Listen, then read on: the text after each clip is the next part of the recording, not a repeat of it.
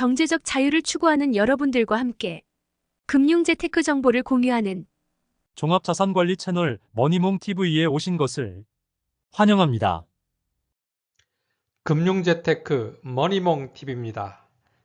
이번 영상은 올 한 해 여러분들의 연간 소득을 정산하고 확정짓는 연말정산 시즌이 돌아왔습니다. 여러분들은 13월의 월급, 보너스 받을 준비가 되셨습니까? 아니면 일부 토해내는 폭탄인가요? 또 얼마나 연말정산을 통해서 환급받을 준비가 되셨습니까? 특히 올해 2024년 연말정산 관련해서 변경사항들이 일부 있습니다. 이런 내용들을 좀 알려달라는 문의사항이 많아서 이런 주제를 가지고 영상을 진행하도록 하겠습니다. 자, 연말정산 전체 항목을 한번 알아보죠. 크게 소득공제 파트가 있고요. 세액공제 파트가 있습니다. 여러분들 많이 들어보셨죠? 소득공제, 세액공제 구별하십니까? 아리까리 하시죠. 소득공제는 쉽게 말하면 여러분들의 총 소득을 줄여주는 거고요. 세액공제는 여러분들이 내야 될 세금을 일부 줄이는 겁니다. 자, 한번 보죠. 여러분들이 만약에 월급을 받는다. 총 급여에서 근로소득공제를 빼고 여기 이제 근로소득 금액이 나오는데 여기서 여러 가지 여러분들께서 준비한 서류를 가지고 소득공제를 해줍니다. 그러면 소득이 줄어들겠죠. 그럼 줄어든 과세 표준을 가지고 우리 소득공제 세율은 6%부터 45% 초과 누진세율입니다. 그럼 낮은 세율을 맞겠죠. 그럼 세금이 줄어들겠죠. 그럼 반대로 세액공제는 뭡니까? 여러분들에서 받은 총급여에서 그게 그대로 내려오고 공제가 없는 상태에서 과세 표준 세율을 맞기 때문에 세율이 높아지겠죠. 높은 세율을 맞아서 세금이 확정된 상태에서 그 세금을 일부 세액공제해 준다. 아시겠죠? 그러니까 소득공제는 여러분들의 소득을 줄여주는 거고 세액공제는 세금을 일부 줄여준다. 그래서 장단점이 뭡니까?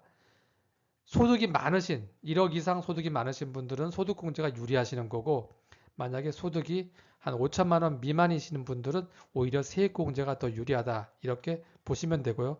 구체적인 항목을 한번 알아보죠. 소득공제에 해당되는 항목은 크게 인적공제가 있습니다. 기본공제 대상자가 있고 여기에 또 해당되시는 분들은 추가공제 다 아시죠. 그 다음에 우리 국민연금이라든가 건강보험료 같은 4대 보험료 전액공제가 있고요. 그 다음에 주택자금공제가 있죠.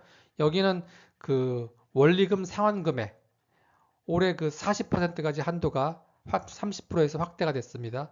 그 다음에 담보대출 받으시는 분들은 이자 상환액 그 다음에 월세세 공제도 있죠. 월세 내시는 분들 월세세 공제 같은 경우도 그 한도가 1,000만 원까지 확대됐다는 점 알고 계시기 바라겠습니다. 그 다음에 소득공제에 해당되는 것들이 이제 신용카드 공제 올해 바뀐 내용이 좀 있어요. 그 다음에 청약저축 제가 뒤에서 설명드리겠습니다. 그 다음에 개인사업자분들이 많이 가입하시는 노란우산공제 최대 500만 원까지 소득공제가 되죠. 자, 이제 세액공제 항목이 따로 있습니다. 여기는 자녀세액공제, 병원 의료비 공제, 또 여러분들 관심 있는 또 연금저축 IRP 공제가 있고요. 그 다음에 우리 보장성 보험 있죠. 실손보험이라든가 암보험이라든가 종신보험 12% 세율 한도는 100만 원까지 공제를 해줍니다. 그런데 여기서 중요한 거는 계약자가 누구 명의로 되어 있는지 혹시 부모님 명의인지 배우자 명의인지 내 명의로 되어 있는지 반드시 확인해 주시기 바라겠습니다. 그다음에 교육비 공제가 있고요. 그다음에 기부금 공제 같은 경우는 3천만 원까지 연간 기부하실 분 있으신가요? 하신 분들은 40%까지 올해 개정이 됐습니다. 기부금 공제가 된다는 점 알고 계시기 바라겠습니다. 자, 구체적으로 한번 들어가 보죠. 인적공제, 이제 기본공제 대상자, 이거 소득공제 주는 거죠. 그래서 기본공제 대상자나 1인당 얼마죠? 다 아시죠? 150만 원. 그래서 굉장히 그 연말정산에서는 인적공제가 상당히 중요합니다. 큰 비중을 차지해요. 본인 같은 경우는 100%다 해주죠. 나이 요건도 없고 소득 요건도 없습니다. 무조건 150만 원 해줍니다. 배우자는요, 나이 요건 없어요. 하지만 배우자가 맞벌이다, 또 소득이 있다. 100만 원 이상 소득이 있으신 분들은 이건 별도로 연말정산 하셔야 되겠죠. 빠집니다. 일단 부양가족은 나이 요건이 중요하죠.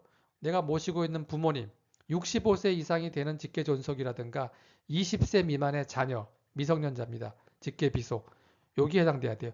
그래서 어떤 분들 같은 경우는 작년까지는 고등학생 자녀, 중고등학생 자녀라고 해가지고 여기 인적공제를 받았는데 이 애가 이제 대학교에 입학을 해서 만 20세 넘어가면서 인적공제 대상자에서 빠지는 경우도 있기 때문에 이거 꼭 참조해 주시기 바라고요. 소득요건 같은 경우는 혹시 그 인적공제에 해당되시는 분들이 연간 뭐 미국 주식을 해서 양도차익 100만 원 이상의 소득이 발생하거나 아니면 부동산을 오래 팔았거나 아니면 회사 다니다가 퇴직해서 퇴직금을 받는 경우에는 다 소득이 발생해서 기본공제 대상자에서 빠진다는 점 유의하시기 바라겠습니다. 그래서 결론은 인적공제는 소득이 제일 많은 사람 한 사람에게 몰아주는 게 가장 유리하다. 요거를 알고 계시면 되겠습니다. 그 다음에 인적공제 대상자에 해당되시는 분들 중에서 추가로 또 추가공제 해주죠. 소득공제로. 그래서 기본공제를 받은 사람이 추가공제 요건에 해당되면 추가로 더 공제받을 수 있는 제도입니다. 그럼 1인당 얼마씩을 더 받을 수 있을까요? 먼저 경로 우대자 공제. 만약 어머님, 아버님이 만 70세 이상 넘어갔다. 그러면 추가로 아까 150만 원 받고 또 추가 공제 100만 원을 더 받으실 수가 있고요. 혹시 장애인에 해당되시는 분들이 계시면 200만 원, 네, 금액이 큽니다. 200만 원을 추가 공제 받으십니다. 그 다음에 배우자가 없으면서 내가 홀로 자녀를 키운다. 한부모 공제죠. 100만 원 추가 공제 받으실 수 있습니다. 그 다음에 부녀자 공제가 50만 원 있다는 점 한번 눈으로 쭉 보시기 바라겠습니다. 다음에 이제 자녀 관련 부분은 세액공제. 그 다음에 청약저축이 또 바뀌었어요. 이건 소득공제입니다. 이제 세액공제와 소득공제 차이 알고 계시겠죠? 자녀 관련 세액공제는 자녀를 기본공제 대상자로 선택한 사람이 공제를 받는데 올해 바뀐 게 만 8세 이상이에요. 작년까지는 7세 이상이었거든요. 8세 이상의 자녀가 있으신 분들 나는 지금 5살이다. 그럼 못 받습니다. 8세 이상 주의하시고요. 한 명이면 15만 원 자녀 세액공제 받으시고요. 2명 있으신 분들은 작년까지는 30만 원인데 올해 35만 원으로 개정이 됐습니다. 명심해 주시기 바라겠습니다. 3명 이상은 1인당 30만 원씩 더 추가된다는 점 확인해 주시면 되겠습니다. 그 다음에 올해 이제 드디어 자녀를 낳았습니다. 출생을 하거나 또 입양을 했어요. 자녀를 한 명 낳았다. 그럼 30만 원. 자녀를 한 명 낳고 한 명을 입양했다. 그러면 또 50만 원. 이렇게 세액공제를 받을 수 있고 셋째는 70만 원까지 세액공제 된다는 점 확인해 주시기 바라겠습니다.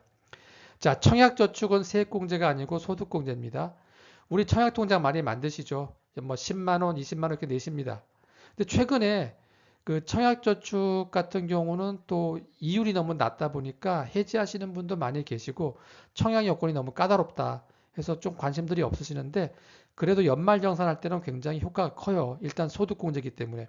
기존의 작년까지는 총한도가 240만 원이었습니다. 그래서 20만 원까지 쭉 매월 넣었는데 올해는 25만 원씩 매월 300만 원으로 한도가 상향됐습니다. 이게 개정사항이에요.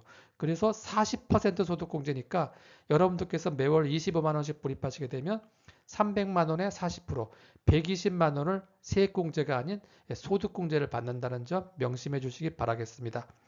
그 다음에 이제 출생했을 때 또 우리 그 여성분들 산후조리원 가시죠? 산후조리원에서 쓰는 그 비용 근로자분들은 모두 200만 원 한도 내에서 세액공제가 되니까 이 비용도 꼭 받아가시기 바라겠습니다. 그 다음에 여러분들이 이제 관심을 갖고 있는 게 이제 신용카드 공제죠. 이건 소득공제입니다. 자, 신용카드는 아시겠지만 여러분들 총 급여의 25%를 일단 무조건 써야 돼요. 그때부터 스타트가 됩니다. 내가 연봉이 8천만 원이다 그러면 25% 2천만 원까지 신용카드로 쓴 다음에 이제 초과분부터 소득공제가 된다고 보시면 됩니다.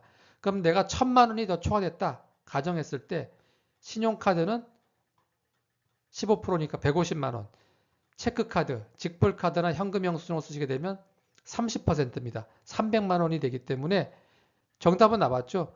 연봉의 25%까지는 신용카드를 쭉 쓰시고 25% 초과되는 순간부터 체크카드, 직불카드, 현금 영수증을 사용하는 것이 더 그 체크카드 비율이 높으니까 효과적이다라고 보실 수가 있고요. 그 밖에 문화비 세액공제라고 해가지고 카드로 쓰신 내용 중에 책을 구입했거나 도서, 영화를 관람했거나 박물관이라든가 미술관에서 사용한 금액은 별도로 30% 소득공제를 해줍니다. 그 다음에 우리 그 티머니라고 해가지고 대중교통 많이 이용하시죠? 대중교통 사용분은 40%까지 소득공제가 해주고요. 전통시장에서 우리 사용한 금액 같은 경우는 40%까지 소득공제가 됐었는데 이제 이번 12월 달에 이제 개정이 됩니다. 그래서 국회에서 법이 통과되게 되면 80%까지 아주 높은 비율로 소득공제될 예정이니까 참고로 해주시고요. 이 신용카드의 공제 한도는 무제한도로 해주는 게 아니고 300만 원입니다. 기본이. 근데 연봉이 7천만 원 넘으신 분들은 250만 원. 그 다음에 전통시장이라든가 아까 말한 대중교통, 도서, 공연 같은 경우는 기본이 300만 원, 역시 7천만 원 넘으신 분들은 200만 원까지가 한도다라는 것을 명심해 주시기 바라겠습니다. 아시겠죠? 다음에는 이제 의료비 세액공제입니다. 그 다음에 결혼 세액공제가 있어요. 둘 다 세액공제죠. 의료비는 근로소득이 있는 거주자가 아까 내 아이나 그 다음에 배우자나 부모나 기본공제 대상자들을 위해서 지급한 연간 의료비를 공제해줍니다. 총급여의 몇 프로일까요? 아까 신용카드는 15%, 의료비 공제는 3% 꼭 알고 계시기 바랍니다. 연봉이 1억이다 그러면 최소 300만 원은 의료비로 쓰고 이제 초과된 금액부터가 공제가 되는 겁니다. 스타트가. 그럼 몇 퍼센트 공제해 주느냐? 초과된 금액에. 기본이 15%입니다. 하지만 난임 시술비 같은 경우는 30%로 확대가 됐고요.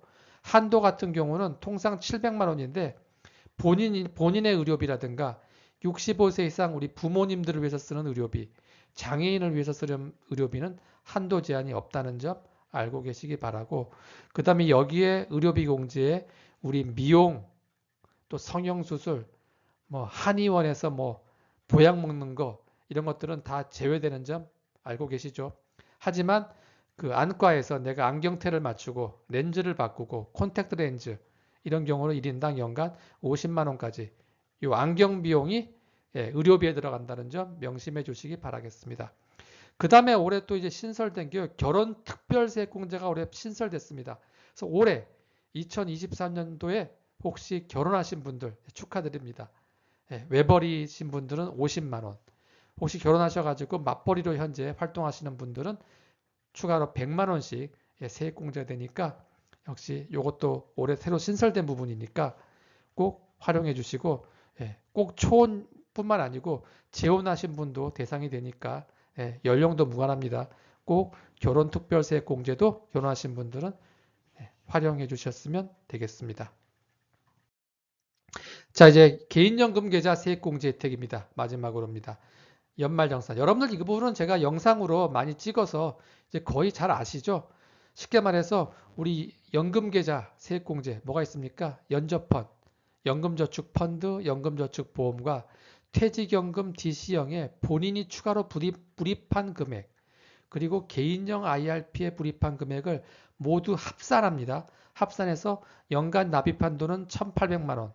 하지만 우리 세액공제 한도는 얼마죠? 연저펀드, 연금저축계좌는 600만 원입니다. 개인형 IRP만 하시게 되면 900만 원이에요. 합산해서 900이니까 연금저축펀드에 600 넣으실 분들은 개인형 IRP에 300만 더 채우시면 되겠죠. 그 다음에 또 여러분들 알고 계시죠? 우리 ISA, 특히 ISA 지금 2021년도부터 하신 분들 지금 3년 의무가입 기간이 다 끝나신 분도 계십니다. 그러면 더 연장하실 수도 있지만 내가 수익이 나가지고 이 시점에서 한번 털고 넘어가겠다 하시는 분들은 이 ISA 만기 자금을 해지하셔가지고 60일 이내에 그 연금계좌, 연금저축펀드나 개인형 IRP로 옮기시게 되면 10%까지 300만 원 한도로 추가 세액공제가 됩니다. 통상 3천만 원을 넣으시게 되면 10%니까 300만 원 한도에 걸리겠죠. 그러면 연금저축에서 600만 원, 개인형 IRP에서 얼마죠? 300만 원. ISA 만기 자금을 연금계좌로 옮겨서 추가로 300만 원.